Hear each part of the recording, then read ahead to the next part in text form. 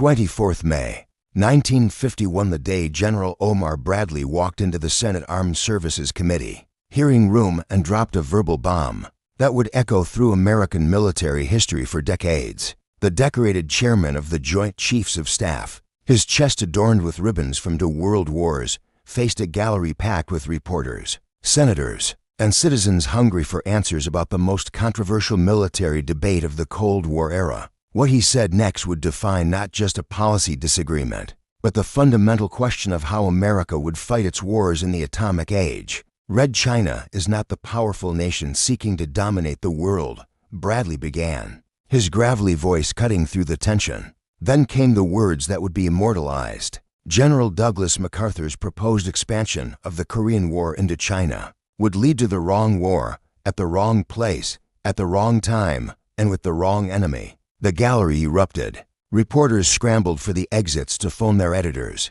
This wasn't just testimony, it was a repudiation of America's most celebrated living general. The conflict between these two titans had been brewing for months, rooted in fundamentally different visions of America's role in the world. MacArthur, the supreme commander in the Pacific who had accepted Japan's surrender just 6 years earlier, believed the Korean War represented a crucial front against communist expansion. From his headquarters in Tokyo, he had orchestrated the brilliant Incheon landing in September of 1950, turning the tide of a war that had nearly pushed American forces into the sea. But victory had bred ambition, and MacArthur now pressed for operations that would strike at the heart of communist China itself. Bradley represented a different philosophy, one shared by President Harry Truman and most of the Joint Chiefs. Europe, not Asia, remained the critical theater. The Soviet Union, not China, posed the existential threat to Western civilization.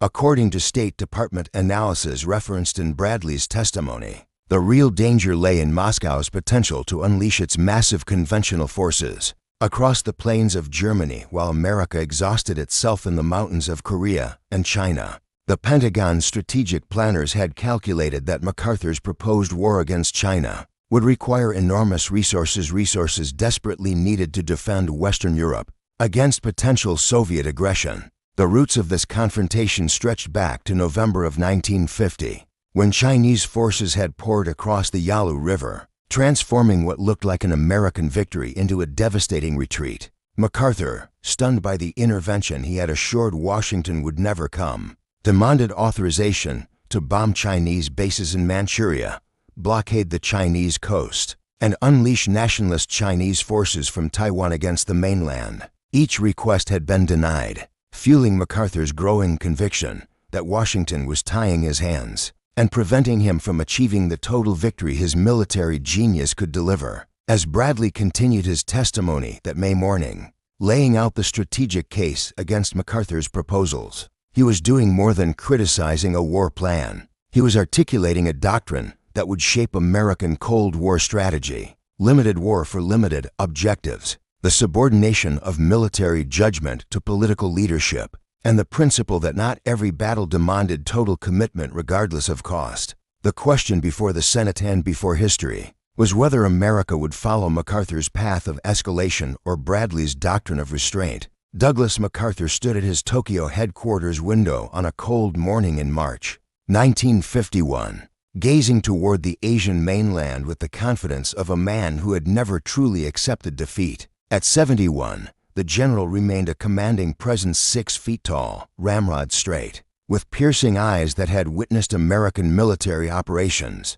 from the trenches of World War I through the island-hopping campaigns of the Pacific. Now, he believed, Washington's timidity was snatching defeat from the jaws of victory. MacArthur's strategic vision rested on what he considered an irrefutable logic. The United States had entered Korea to repel communist aggression. When North Korean forces invaded South Korea on the 25th of June, 1950, they had nearly succeeded in conquering the entire peninsula. MacArthur's Incheon landing had reversed that catastrophe, and United Nations forces had pushed north toward the Chinese border. Then came the Chinese intervention. Approximately 300,000 troops, according to military intelligence estimates, that drove American forces back down the peninsula in one of the most harrowing retreats in U.S. military history. From MacArthur's perspective, China's intervention had fundamentally changed the war's nature. As he wrote in a letter to Congressman Joseph Martin that would ultimately contribute to his dismissal, "There is no substitute for victory." MacArthur argued that fighting a limited war while allowing the enemy sanctuary beyond the Yalu River violated basic military principles. His proposed strategy involved four main components: a naval blockade of the Chinese coast, air reconnaissance and bombardment of Manchuria, removal of restrictions on nationalist Chinese forces in Taiwan, and possible use of nationalist troops in Korea or diversionary operations against the mainland. The general believed Asia, not Europe, represented the real battleground of the Cold War. In his view, the fall of China to communism in 1949 had shifted the global balance. As referenced in his later memoir, Reminiscences, MacArthur considered the Pacific the natural sphere of American influence, where the United States could and should take decisive action to roll back communist expansion. He dismissed concerns about Soviet intervention,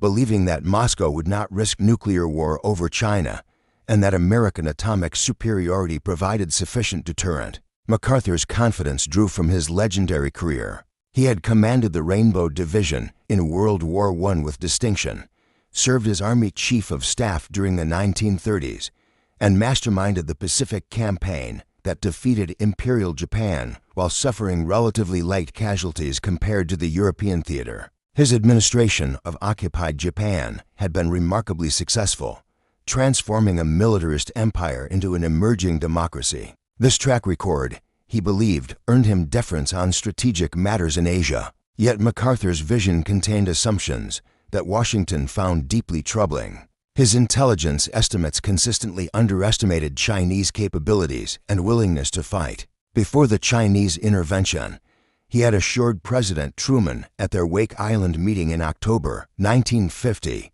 that China would not enter the war. When they did, he attributed it to Washington's restrictions rather than his own miscalculation. His proposed operations against China would require massive reinforcement at a time when the U.S. military was stretched thin globally, with only 10 full-strength divisions available for worldwide commitments. The general also operated with an independence that increasingly alarmed civilian leadership. He made public statements contradicting administration policy, corresponded with opposition congressmen, and acted as though his military judgment superseded presidential authority. As Supreme Commander in the Pacific with headquarters thousands of miles from Washington, MacArthur had grown accustomed to extraordinary autonomy. The idea that politicians would overrule his military expertise struck him as not just wrong, but dangerous, a recipe for the half-measures and compromises he believed had undermined American power throughout the Cold War's early years. Omar Bradley had earned his reputation through different means than MacArthur. Where MacArthur was flamboyant and theatrical, Bradley was modest and methodical. Soldiers called him the GI, General, because he focused on the welfare and practical needs of common troops rather than grand gestures. His rise through the ranks had been steady rather than meteoric, built on competence and judgment rather than showmanship. Now, as chairman of the Joint Chiefs of Staff, he bore responsibility for advising the president on the global military situation, and that perspective revealed dangers MacArthur either couldn't or wouldn't see. Bradley also questioned MacArthur's assumption that expanding the war would bring victory. China had demonstrated both its military capability and its willingness to accept enormous casualties. Intelligence reports suggested China could mobilize millions more troops if necessary. The terrain in Manchuria and northern China favored the defender, with limited road networks and vast distances that would strain American logistics. Unlike the island campaigns of World War II, where American naval power could isolate and overwhelm Japanese garrisons, a land war in continental Asia would play to Chinese strengths and American weaknesses. The Joint Chiefs had examined MacArthur's specific proposals and found each problematic. A naval blockade of China's coast would be largely ineffective because China received most of its military supplies overland from the Soviet Union, not by sea. Air bombardment of Manchurian bases would require extensive operations against targets protected by growing numbers of Soviet-supplied aircraft, risking an aerial war of attrition that could spread beyond China's borders. Unleashing nationalist Chinese forces from Taiwan would add troops of questionable effectiveness, while potentially triggering even greater Chinese mainland commitment to the war. Each measure offered uncertain benefits while guaranteeing escalation. Bradley's perspective also encompassed the political dimension that MacArthur seemed to dismiss. The Korean War was being fought under United Nations auspices with contributions from 16 allied nations. None of those allies supported expanding the war into China. Britain, France, and other Western European nations feared that American entanglement in Asia would leave them vulnerable in Europe. They had made clear that they would not support MacArthur's proposed operations, and that such actions might fracture the Western alliance, an outcome that would serve Soviet interests far more than any military gains in Korea. The fundamental disagreement, Bradley recognized, wasn't really about military tactics, but about America's role in the Cold War and the nature of civilian control over the military. MacArthur believed in decisive action and total victory, viewing any limitation on military operations as political interference that prevented professional soldiers from doing their jobs. Bradley and the Truman administration believed in limited war for limited objectives, accepting that in the nuclear age, not every conflict could or should be fought to absolute victory. The question was whether America's military would serve its political leadership's strategic vision, or whether generals would dictate strategy based purely on military considerations. The relationship between President Harry Truman and General Douglas MacArthur had never been warm. But by April of 1951, it had deteriorated into open defiance. The two men represented different America's: Truman, the plain-spoken haberdasher from Missouri who had risen through party politics and machine democracy; MacArthur, the aristocratic soldier-statesman who viewed himself as above partisan politics while simultaneously engaging in it. Their confrontation would become a defining moment in American civil-military relations. Truman had grown increasingly frustrated with MacArthur's public contradictions of administration policy throughout the fall and winter of 1950-51. On the 6th of December, 1950, the President had issued an order requiring all military commanders to clear public statements on policy with Washington, a directive clearly aimed at MacArthur. The general had complied in letter while violating in spirit, finding ways to make his views known through intermediaries and carefully worded statements that technically avoided direct policy pronouncements while undermining administration positions. The final straw came with MacArthur's letter to Congressman Joseph Martin, Republican minority leader of the House of Representatives, written in late March and read on the floor of Congress on the 5th of April, 1951. The letter endorsed Martin's proposal to use nationalist Chinese forces against mainland China and included MacArthur's famous phrase, "There's no substitute for victory." The letter concluded that here in Asia is where the communist conspirators have elected to make their play for global conquest, and that if lost, the fall of Europe is inevitable. For Truman, this was insubordination that could not be tolerated. The President consulted with his top advisors, Secretary of State Acheson, Secretary of Defense George Marshall, who had been Army Chief of Staff during World War II, and the Joint Chiefs of Staff. According to accounts from presidential aide George Elsey, documented in his memoirs, Truman asked each of the Joint Chiefs individually whether MacArthur should be relieved. All four: Bradley, Army Chief of Staff J. Lawton Collins, Air Force Chief of Staff Hoyt Vandenberg, and Chief of Naval Operations Forrest Sherman agreed that MacArthur's relief was necessary, though they recognized the political firestorm it would ignite. On the 11th of April, 1951, Truman announced MacArthur's removal from all commands and his replacement by Lieutenant General Matthew Ridgway, who had successfully stabilized the military situation in Korea after taking command of ground forces in December. The announcement triggered exactly the reaction Truman's advisors had predicted. Republicans in Congress denounced the decision as a betrayal of a great American hero. Senator Joseph McCarthy declared that Truman must have been drunk on bourbon and Benedictine when making the decision. Newspaper editorials split largely along partisan lines, with conservative papers defending MacArthur and liberal papers supporting presidential authority. MacArthur's return to the United States after 14 years abroad became a triumphal procession. 7 million people turned out for his motorcade through the streets of San Francisco.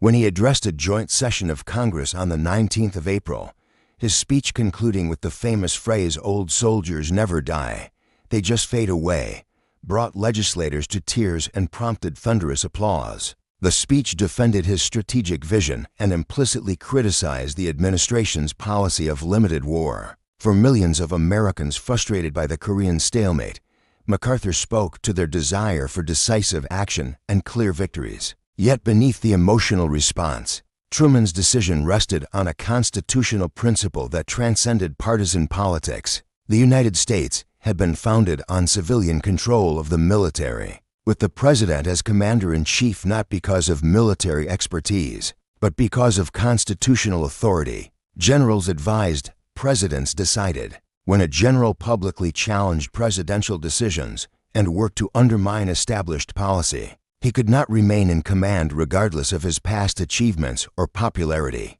The Senate Armed Services and Foreign Relations Committees convened joint hearings, beginning on the 3rd of May, 1951, to examine the circumstances of MacArthur's dismissal and the military situation in Asia. These hearings would run for 42 days, hear from 13 witnesses, and produce over 2 million words of testimony. MacArthur testified for 3 days, laying out his strategic vision and defending his conduct. Then came the administration's turn to present its case, with Bradley serving as the lead witness for the Joint Chiefs. The hearings represented more than an inquiry into one general's dismissal.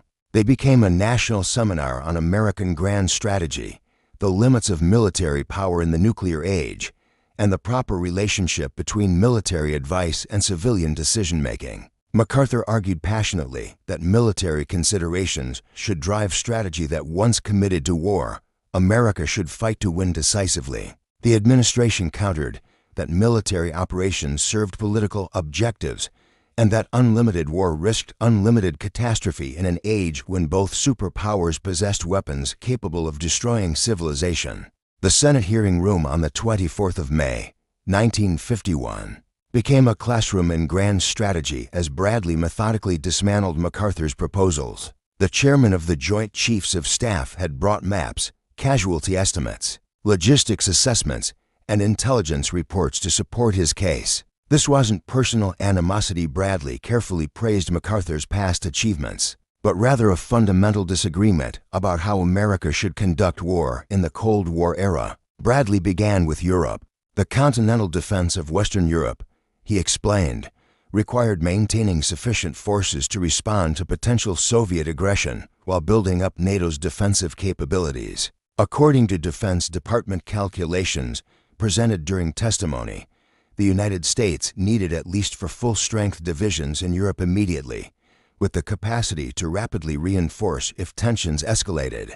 The current plan called for building NATO strength to approximately 50 divisions over the next several years. Every division sent to an expanded Asian war was a division unavailable for Europe's defense. The logistics of MacArthur's proposals posed enormous challenges. China's industrial base lay far inland, particularly the Manchurian complexes around cities like Shenyang and Anshan. Reaching these targets would require extensive aerial operations over heavily defended territory. The Soviet Union had supplied China with significant numbers of MiG-15 jet fighters, which had already proven capable of challenging American air superiority over North Korea. Expanding air operations into China proper would trigger an escalation in aerial combat that could spread beyond China's borders if Soviet pilots became involved, and intelligence suggested Soviet pilots were already flying combat missions from bases in Manchuria. Bradley addressed MacArthur's naval blockade proposal with particular skepticism.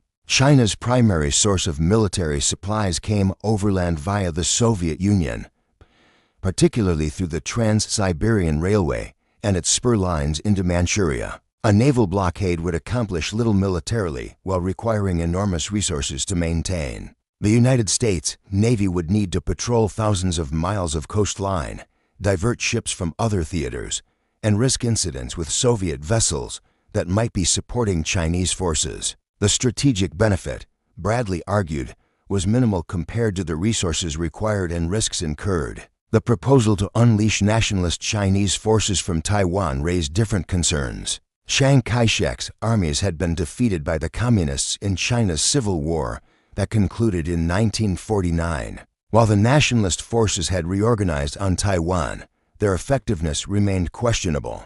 More importantly, using them against the mainland would likely trigger massive Chinese response, potentially drawing American forces into defending Taiwan itself if China retaliated. Intelligence assessments suggested China viewed Taiwan as a core interest and would accept enormous costs to prevent its use as a base for nationalist attacks on the mainland. Bradley then turned to the question of Soviet intentions and capabilities.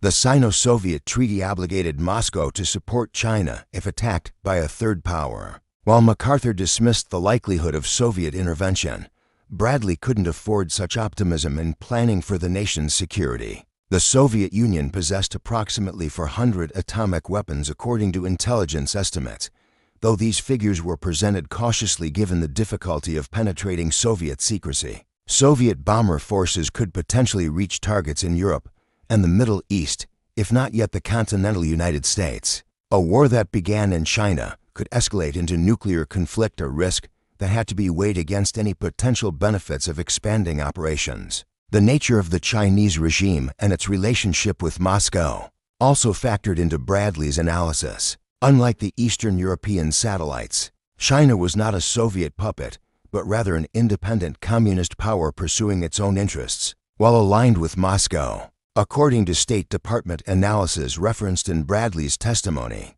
driving a wedge between China and the Soviet Union served American long-term interests. MacArthur's proposed operations would instead push them closer together, reinforcing their alliance against American pressure. A policy of patience might eventually lead to Sino-Soviet tensions, but only if Washington avoided actions that unified them against a common threat. Bradley addressed the practical question of what victory in MacArthur's terms would actually require. Destroying China's war-making capacity would necessitate occupying substantial portions of the country, potentially including industrial centers deep in Manchuria and northern China. Given China's population of approximately 500 million people and its experience with guerrilla warfare, such an occupation could require millions of American troops for years or decades. The United States had struggled to occupy and pacify countries like Japan and Germany after World War II despite their total defeats.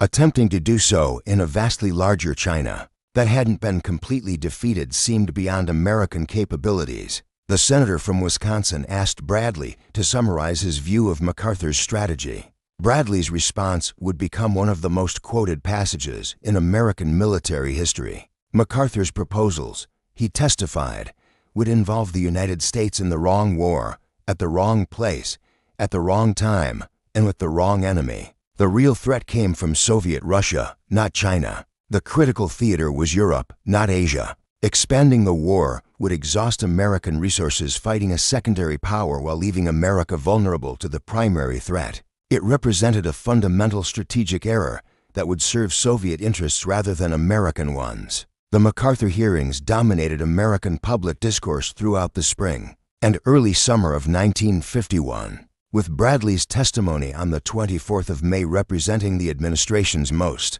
forceful defense of its Korea policy. But testimony in a Senate hearing room, no matter how eloquent, couldn't immediately change public opinion or resolve the deep divisions MacArthur's dismissal had created in American society. Initially, public sentiment strongly favored MacArthur. A Gallup poll conducted shortly after his dismissal showed that 69% of Americans supported the general while only 29% backed Truman's decision. MacArthur's triumphant return to the United States and his emotional speech to Congress had captured the nation's imagination. Americans frustrated by the Korean stalemate, by the seemingly endless casualties, with no clear victory in sight, found MacArthur's call for decisive action appealing. The idea of winning resonated more powerfully than Bradley's careful arguments about strategic restraint. Yet as the hearings progressed and administration witnesses laid out their case in detail, public opinion began to shift. Bradley's testimony proved particularly effective because it didn't rely on abstract strategic theory, but rather on concrete questions. How many additional troops would be required? What would happen to Europe's defense? What was the risk of Soviet intervention? What would victory actually require? These questions forced Americans to confront the practical implications of MacArthur's proposals, rather than simply their emotional appeal. Media coverage of the hearings reflected and influenced this evolution. The New York Times, referenced in historical analysis of the period, provided extensive coverage of Bradley's testimony, noting his methodical dismantling of MacArthur's arguments. Conservative newspapers that had initially supported MacArthur found themselves struggling to answer Bradley's practical questions about resources and risks. Even senators who came to the hearings prepared to defend MacArthur found their certainty shaken by the weight of evidence the administration presented. The hearings revealed broader questions about American grand strategy that extended beyond the immediate Korea question. Senator Brian McMahon of Connecticut raised the fundamental issue during Bradley's testimony. Should the United States pursue a policy of containment, preventing communist expansion, but not actively rolling it back, or should America seek to liberate territories under communist control? MacArthur advocated for rollback, at least in Asia. Bradley and the administration defended containment, arguing that it preserved American strength while avoiding catastrophic risks. This debate reflected divisions within the Republican Party between its internationalist and nationalist wings. Internationalists like Senator Henry Cabot Lodge of Massachusetts supported the Atlantic Alliance and European focus, accepting limited war in Korea as unfortunate but necessary. Nationalists like Senator Robert Taft of Ohio questioned European commitments and saw Asia as more vital to American interests. MacArthur's dismissal and the subsequent hearings forced these internal Republican debates into the open, complicating the party's ability to present a unified alternative to Truman's policies. By the time the hearings concluded in June of 1951, the political landscape had shifted. MacArthur remained popular, but his specific proposals commanded less support as their implications became clear. A Gallup poll in early June showed that support for expanding the war into China had fallen to 30% of Americans, while 56% opposed such action. Bradley's testimony, reinforced by other administration witnesses, had achieved its objective, demonstrating that MacArthur's strategy, however emotionally satisfying, was strategically unsound. The hearings also established important precedents for civil-military relations. They affirmed the principle that generals owed their civilian leaders not just military advice, but loyalty to established policy once decisions were made. MacArthur's public opposition to administration policy while still in command had violated this principle, and his dismissal reinforced that such violations would not be tolerated regardless of the general's stature. Future military leaders would remember the lesson: advise forcefully in private, but support publicly or resign. Truman paid a significant political price for the decision. His approval ratings, already low due to Korea frustrations and domestic controversies, plummeted further after MacArthur's dismissal. The president would ultimately decide not to seek re-election in 1952, yet history would largely vindicate his judgment. MacArthur's proposal to expand the war into China would likely have triggered either catastrophic escalation or, at minimum, a costly and indecisive land war in Asia that would have exhausted American resources while achieving limited objectives, precisely the outcome Bradley had warned against. Events following the MacArthur hearings would demonstrate the wisdom of Bradley's strategic judgment.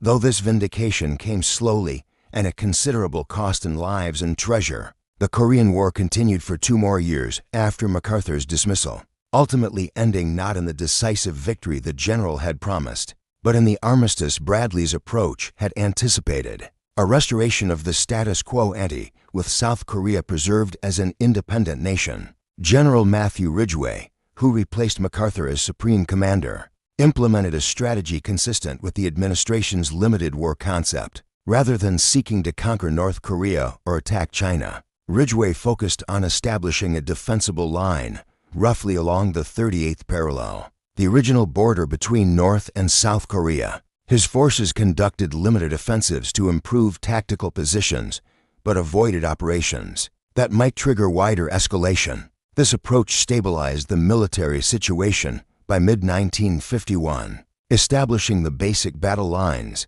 that would remain when the armistice was finally signed. On the 27th of July, 1953, the military situation validated several of Bradley's key concerns. Chinese forces demonstrated far greater capability and resolve than MacArthur had credited them with. When UN forces launched limited offensives in late 1951 and early 1952, they encountered fierce resistance that inflicted significant casualties while achieving modest gains. These operations suggested that a full-scale invasion of China or even sustained offensive operations in North Korea would have proven extraordinarily costly, potentially requiring the massive troop commitments Bradley had warned about. The Soviet Union's role remained ambiguous, but concerning throughout the remainder of the war. Soviet military advisors clearly operated in China and North Korea.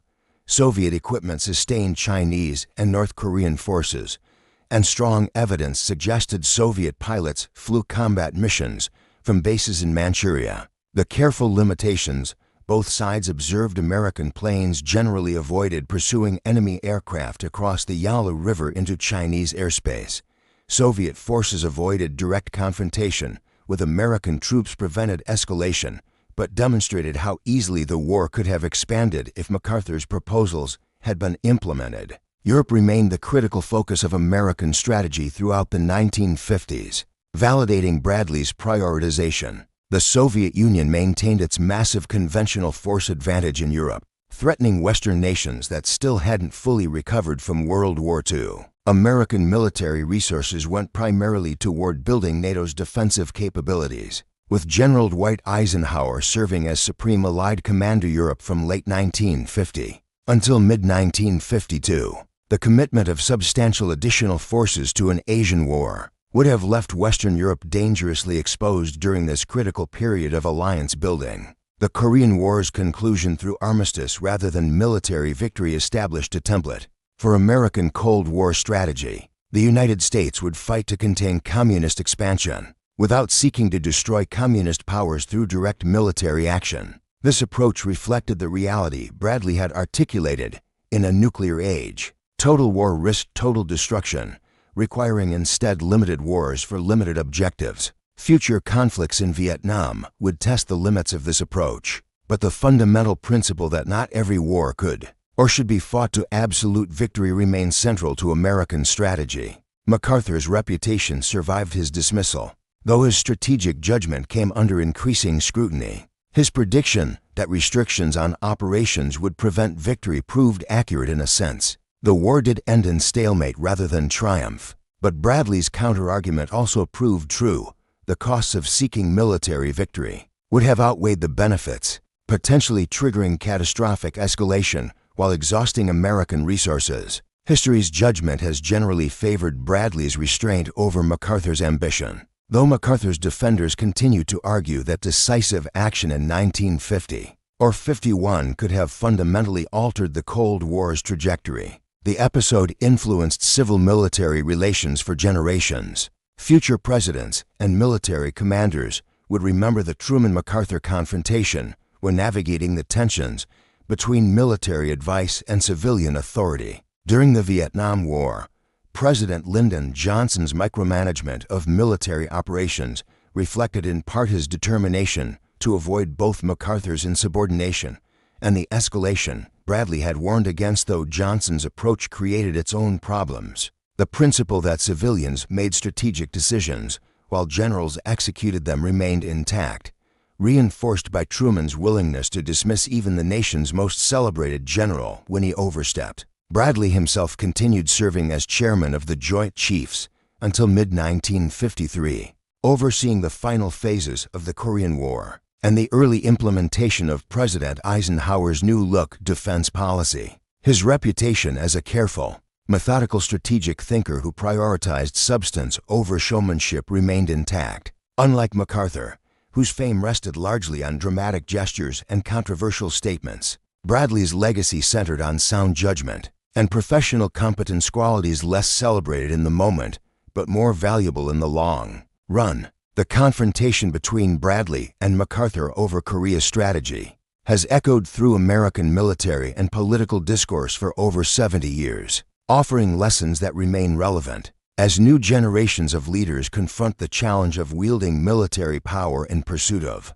political objectives, the fundamental questions they debated: how much force to use, when to accept limited outcomes, and how to balance military judgment with civilian authority continue to shape American strategic thinking. The immediate strategic lesson proved enduring. Major powers possessing nuclear weapons cannot fight unlimited wars against each other without risking mutual annihilation. Bradley understood this in 1951. Even in the Cold War's early years, when nuclear arsenals remained relatively small and delivery systems limited, MacArthur, formed by earlier conflicts where total victory was both possible and necessary, struggled to adapt his thinking to this new reality. The nuclear age required accepting limits on military action, a psychologically difficult adjustment for a generation of leaders trained to seek decisive victory. Bradley's warning about fighting the wrong war, at the wrong place, at the wrong time, and with the wrong enemy articulated a principle of strategic prioritization.